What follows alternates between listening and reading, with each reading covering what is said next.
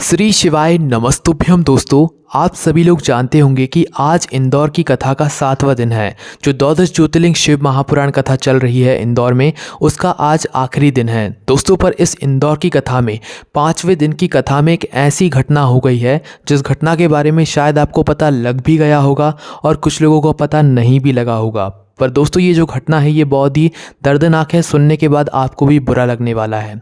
तो दोस्तों हुआ क्या है कि 28 नवंबर मतलब इस द्वादश ज्योतिर्लिंग शिव महापुराण कथा के 5वें दिन ये घटना हुई है। और घटना ये हुई है कि कथा तो अच्छे से हो गई है, जो 5वें दिन की कथा थी वो अच्छे से हुई है, पर रात्रि के समय करीबन 10 बजे के करीबन ये घटना है जो कि वहीं पर कथा पंडाल में ही हुई है। रात्रि के समय की ये बात है।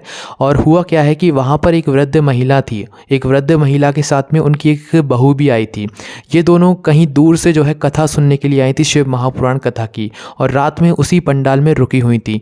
पर होता क्या है कि रात्रि में जो वृद्ध महिला थी वो वृद्ध महिला जो है बढ़िया अच्छे से भजन कर रही थी। उन्होंने भोजन भी किया, प्रसादी ग्रहण की, अच्छे से भजन कर रही थी, भगवान शिव के नाम का जाप कर रही थी। पर होता क्या है कि वो कुछ समय जो है यहाँ पर वॉशरूम के लिए जाती हैं, और वॉशरूम के लिए जाते समय ही उसी समय पता नहीं उनको क्या होता है और वो वहीं पर नीचे गिर जाती हैं। अब दोस्तों वहाँ पर एक छोटी बच्ची होती है, वह छोटी बच्ची चिल्लाकर बोलती है कि मम्मी यहाँ पर कोई गिर गया है। मतलब उसने अपने चिल्लाकर बोला। तो वहाँ पर फिर कुछ लोग आए, कुछ लोगों ने देखा कि अरे ने क्या हो गया, ये गिर गई हैं। तो फिर कुछ देर बाद जो है वहाँ पर थोड़ी भीड़ इकट्ठी हो गई है। उस बच्ची ने चिल्लाकर बता दिया था कि यहाँ पर कोई गिर गया है, जिसकी वजह से जो है वहाँ पर बहुत सारी भीड़ इकट्ठी हो गई। भीड़ इकट्ठी होने के बाद लोगों ने देखा कि हुआ क्या है, क्यों ये आखिर गिर गई हैं ऐसे, क्योंकि ठंड का मौसम वैसे ही चल रहा है। तो भाई सभी लोगों को कुछ ना कुछ यहाँ पर हो ही रहा है, क्योंकि ठंड का मौसम जो होता है वो होता ही ऐसा है, और ठंडी की वजह से जो है कई सारी परेशानियों का सामना करना पड़ता है। तो वो वृद्ध महिला गिर गई थी। गिरने के बाद लोगों ने देखा कि भाई लोगों को लगा कि वो उन्हें मिर्गी का दौरा आ रहा है। तो मिर्गी के दौरे के लिए जो है उन्होंने उसका इलाज किया। पर इलाज करते समय ही जो है उनकी नाक और उनके मुंह से जो है कुछ निकलने लगा था। उसके बाद दोस्तों सभी लोग वहाँ पर एक के बाद एक डरते जा रहे थे, क्योंकि दोस्तों हो क्या रहा था किसी को कुछ समझ नहीं आ रहा था। और एम्बुलेंस वगैरह को फ़ोन भी कर दिया था, पर एम्बुलेंस को आने में समय लग रहा था। उसके बाद दोस्तों वहाँ के जो कार्यकर्ता थे, उन कार्यकर्ता की भी थोड़ी वैसी बात निकल कर आई है कि उन कार्यकर्ताओं ने भी जो है इस बात में किसी का साथ नहीं दिया।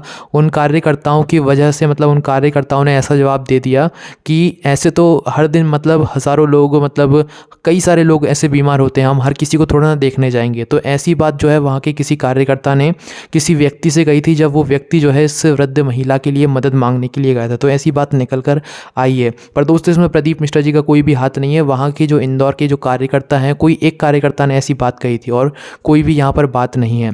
उसके बाद दोस्तों जल्दी से जल्दी फिर उसके बाद एम्बुलेंस आती है। वहाँ के लोगों से जितना हो सके वहाँ के लोगों ने उतना किया, ठीक है। पंडाल में जितने लोग थे जितना उनसे हो सकता था उन्होंने किया। पर उसके बाद फिर एम्बुलेंस आती है। एम्बुलेंस आती है तो भाई एम्बुलेंस में लेकर उन्हें ले जाया जाता है अस्पताल तक।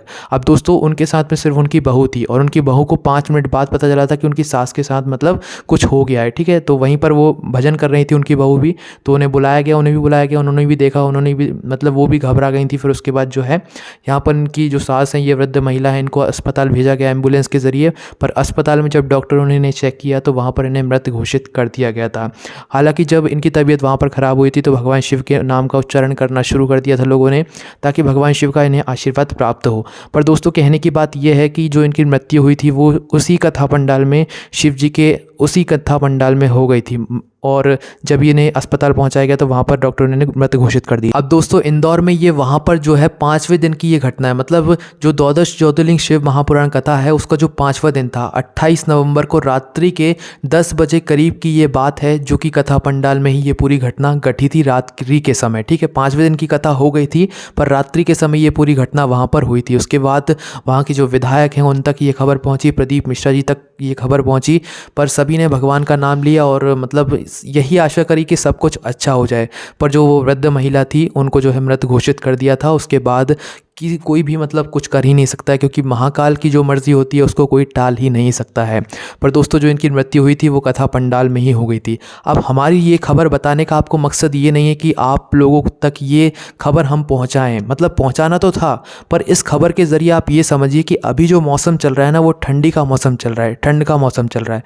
तो इसीलिए अगर आप लोग किसी भी जगह पर शिव महापुराण कथा को सुनने के लिए जा रहे हैं और वहीं पर कथा पंडाल में रुकने वाले हैं, कथा पंडाल के जो कार्यकर्ता होते हैं वहाँ वो अपनी तरफ से पूरा प्रयास करते हैं, अपनी तरफ से पूरी सेवा करते हैं, ठीक है। पर आपको अपनी तरफ से भी अपना पूरा ध्यान रखना चाहिए, ओढ़ने के लिए कंबल वगैरह सब कुछ लेकर जाना चाहिए। देखिए अगर अभी ना हो पाए तो आप मत जाइए, आप टीवी पर बैठकर ही कथा सुनिए, फेसबुक यूट्यूब के ज़रिए ही कथा सुनिए, क्योंकि भगवान आपकी जान से ज़्यादा उन्हें और कुछ नहीं चाहिए। आपकी जान बहुत कीमती है, इसलिए अगर आपसे नहीं बनता है, आप ज़्यादा वृद्ध हैं, तो आपको आने की ज़रूरत नहीं है। आप अपने घर पर बैठकर टीवी पर बैठकर ही उस कथा का आनंद लीजिए, आपको निश्चित ही पूरा फल मिलेगा अगर आप उस कथा को पूरे मन और पूरे ध्यान से सुन रहे हैं तो। क्योंकि दोस्तों अभी ठंडी का समय चल रहा है, तो आप थोड़ा अपनी सेहत का भी ध्यान रखिए। पर दोस्तों अब जो होना था सो हो गया है, अब इसके बारे में हम और कुछ नहीं कह सकते हैं, ना ही हम कुछ कर सकते हैं, क्योंकि ये अब हमारे हाथ में नहीं है, ये महाकाल के हाथ में है। तो उन्होंने सब देख ही लिया है, महाकाल जो करते हैं वो सब कुछ अच्छा ही करते हैं।